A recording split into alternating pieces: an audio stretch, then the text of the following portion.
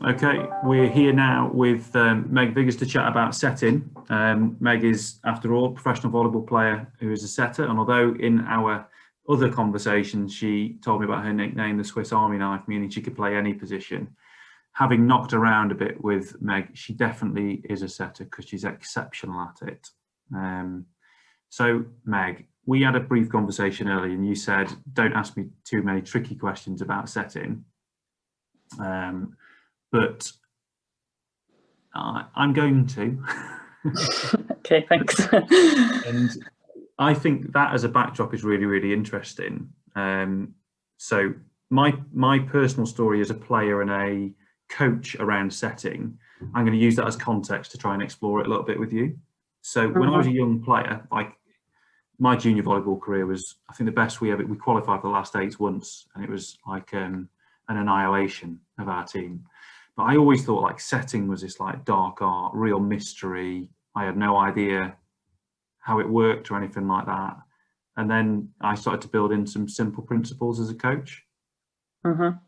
So how did you get introduced to setting, or did it any time for you, did it appear to be like setting some kind of magic and I'll stay away from it? Because that's how I felt. No, actually, I think I went to a tournament with the England juniors. I think I was 13. I was the youngest player there, and the coach, I can't remember who it was, came up to me and he was like, what do you think about setting? And I was like, nope, do not want to set. And then as my England career went on, I ended up being put as a setter. I don't know how, but I did. Because I would hit at Newcastle Staffs and then I would go to England and I would set.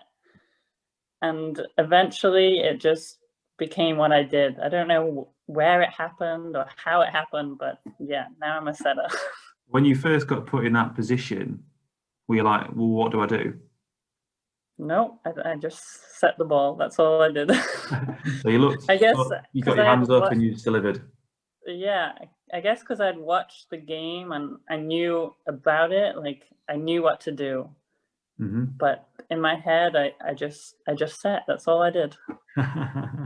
So if we go right back to absolute basic conversations about setting, like the coaches who I look to and most respect always talk about footwork with a setter, and I always felt that was something where, like, to be honest, as a coach, that's what everyone said, and I didn't really know what they meant, and I felt too stupid to ask. So you tell me what good setter's footwork is. Well, I just run to the ball. That's all I do.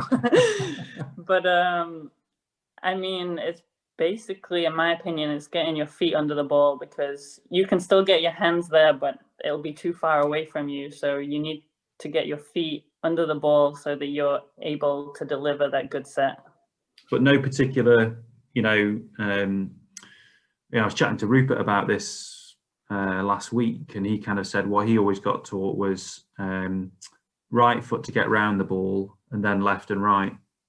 Does that make sense to you? Yes, it makes sense, but I mean, depends who your coach is, in my opinion. Go on then. So let's say a ball is pushed behind me and off the net. I've been told to do 2 different things. Okay. First, go with your left step, and then another time it's cross straight away. Okay. So, I mean, I think it's setting. I think you need to find your way of setting. Because you probably couldn't look at one setter and say they're exactly the same. Everybody's different. So I think it's finding what you could do to deliver the best set possible. Okay, so if your setter now at Malouse kind of turned around and said to you, Meg, this is how your footwork's got to be, as a player, as an athlete, as a professional athlete, what's the kind of conversation you'd have with your coach there? I mean, if a coach tells me something, I always try and do what they ask me, because at the end of the day, they want what's best for the team and want what's best for you. So I always give it a try. Maybe it doesn't work, maybe it does. And then it's, like I said, it's finding what is best for you. And would you have a dialogue? Would you have a conversation with the coach then? So if they've given an instruction or an expectation, you've tried it. If you still don't think it works for you, how would you approach that? Yeah, I mean, you always have to talk to your coach about how you're feeling. I think we have an app every day that we have to fill in after practice to say how we think we've performed and if we've enjoyed practice or not. So some days for me it might be I haven't performed the best I've done in a while, and then maybe your coach will message you and say what was wrong, what can we work on, and then you go from there. Okay, that's really good. That's interesting also to see how the team's using technology to help kind of ease some of those because some of those conversations might not be very easy to have if it's just a face-to-face, and having the app, I presume, is quite helpful. Yeah, I think like you said, it's not always easy to say, hey coach, I'm having a bad time. So it's nice for him to see how we're feeling, and it's just easier on us and him rather than having to talk every single day about the same thing, probably. Yeah. So help me out as a coach. So we've just done a little bit of work on, or bit of conversation on footwork. It's been very helpful to me. My principle around footwork, and really, God, this is going to offend most of the players who I actually now coach, but my favourite ages to coach players, it's kind of like you're in the English system would be 13 to 16, 17 years old. Mm-hmm. And really helping people understand and be able to learn how to play and then learn how to compete. The kind of two phases that I would describe that are dead exciting for me as a coach. So my setting footwork coaching has always been essentially make sure you square off shoulders, hips to 4 as you set.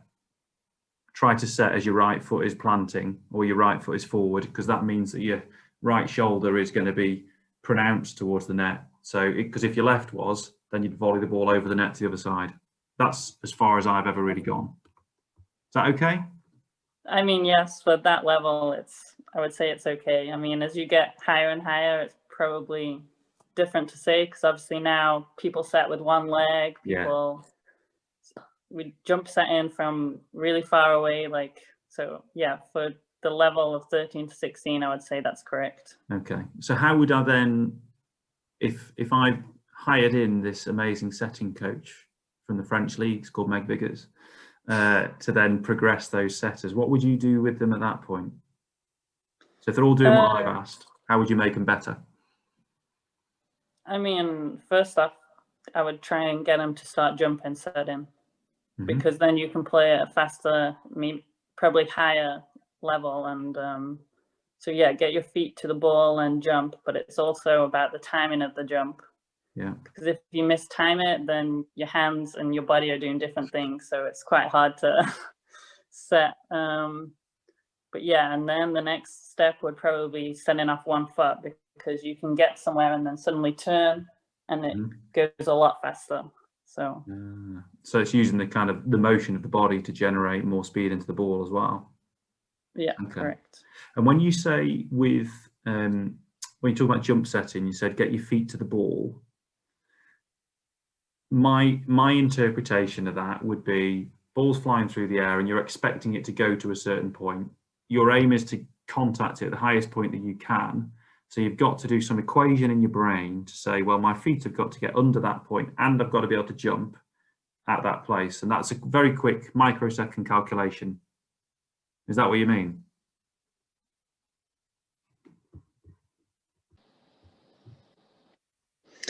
Okay, so what I mean getting to the ball is basically you need to reach the highest peak of the ball when you can. So basically sprint as fast as you can to wherever the ball is and then jump and set it.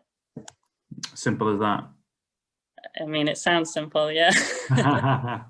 Yeah, I mean it is, and I think your description is spot on. My challenge sometimes with players is trying to get them to the point where they understand ball flight well enough.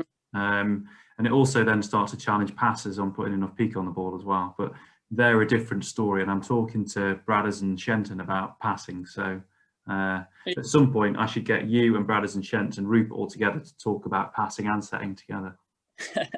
I mean, yeah, you get used to, even now you get used to who your player is and what the platform's like, so you can sort of read where the ball's going to go. Okay. So the more you do it, the more you get used to it. And that's a reps thing, right? So the more you're in, you girls are training daily, you see their platform be presented to the ball literally hundreds of times, and you can start to understand where the ball's going to go probably before they've passed it. Yeah, that's correct. Yeah, and I think that's one of the, again, that came through from Adam Bradbury talking about passing, because he was kind of saying similar things, you know, at the end of the day, there's X number of servers on the opposition team. They've probably all got 3 decent variations on the serve, maybe 4. I can pass, in his position, he would pass really in 2 channels, potentially 3, depending if he's playing P1 or P2. So therefore, he's got to learn at least 72 variations on from a server to get used to it. But from your perspective, you're really focused more on who's the passer, what's their typical platform, and what does that tell you about where the ball's going to go? Yeah, that's correct. Fantastic. Okay, so we've done a bit of feet, we've done a bit of progression as well, which will be very helpful for me as a coach, so thank you, that would be good.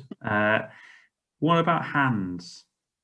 What about hands, these silky smooth setters' hands that, you know, only setters, and I'm a middle, because I'm a middle, I have an excuse to like stub at the ball. So what do you do with your hands?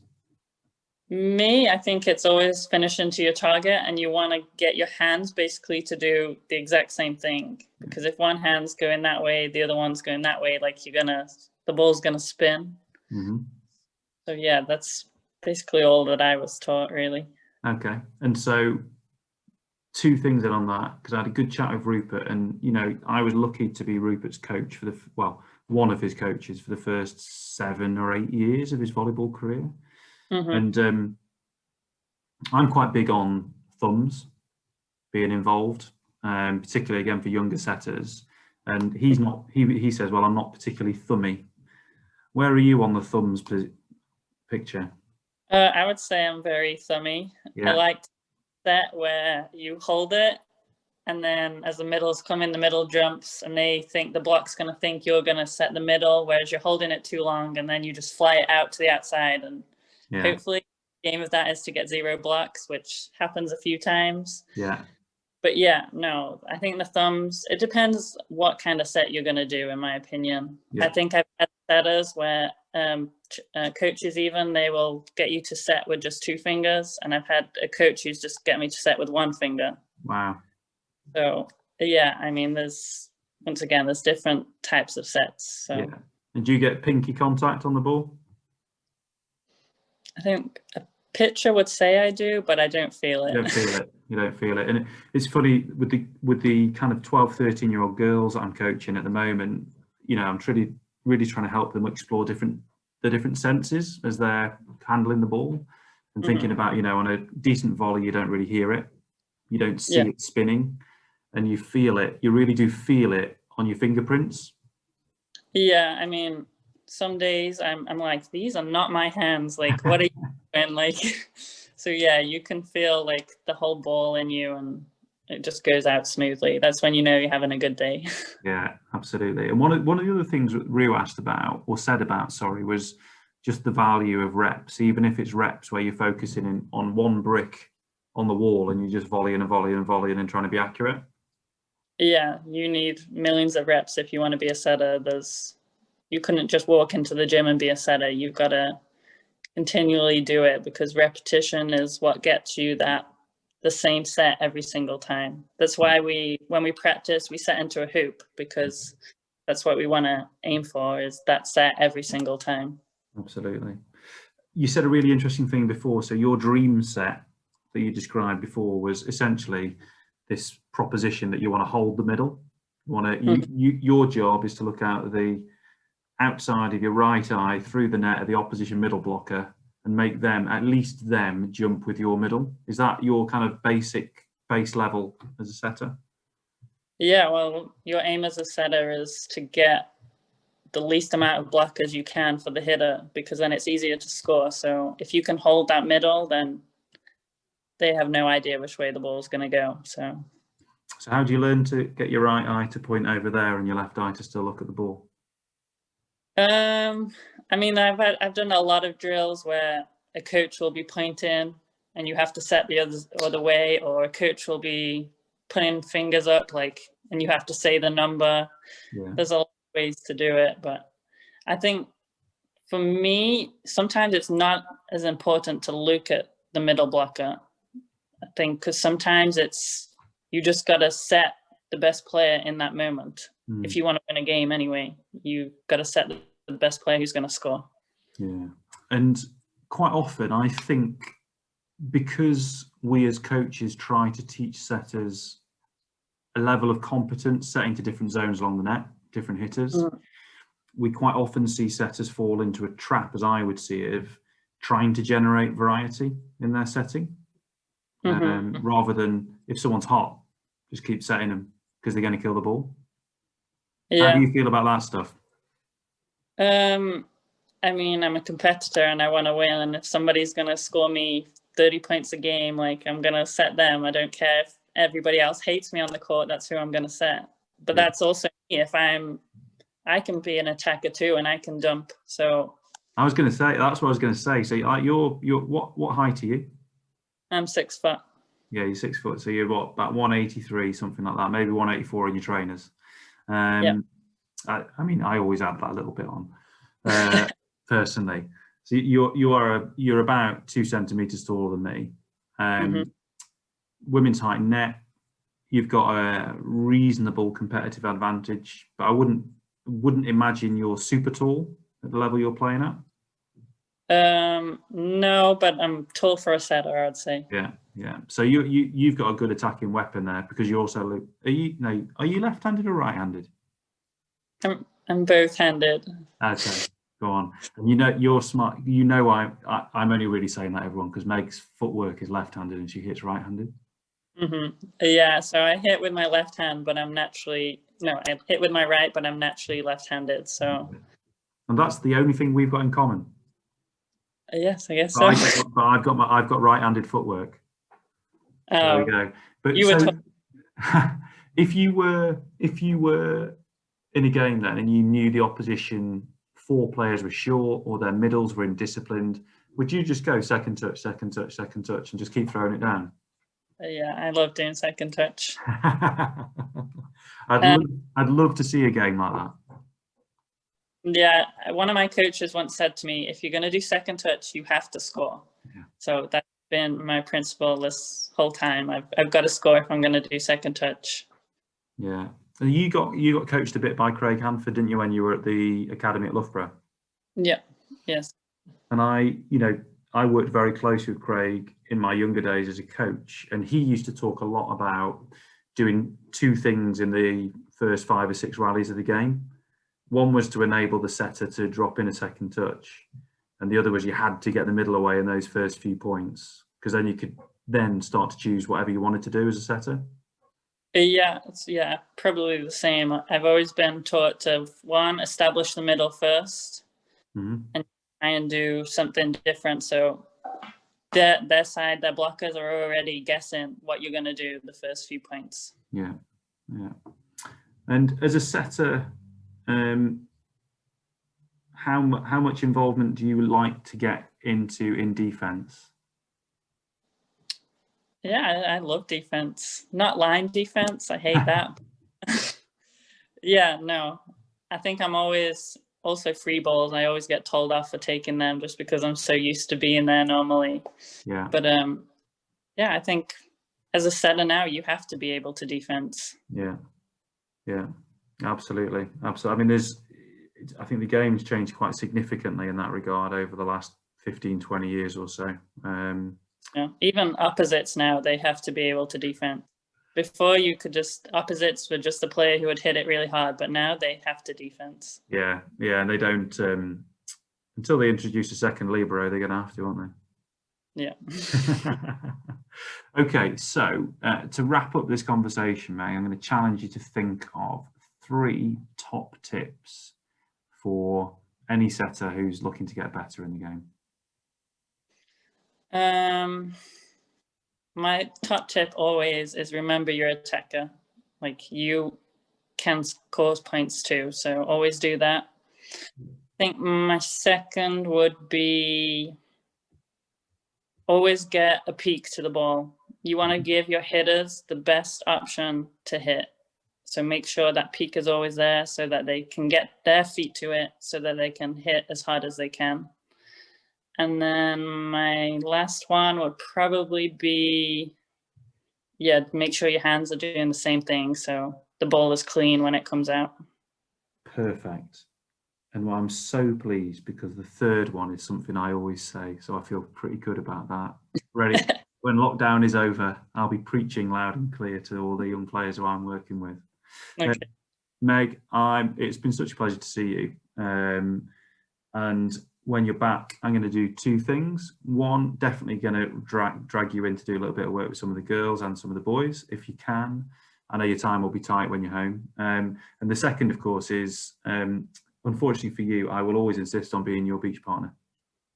Yeah, that's fine.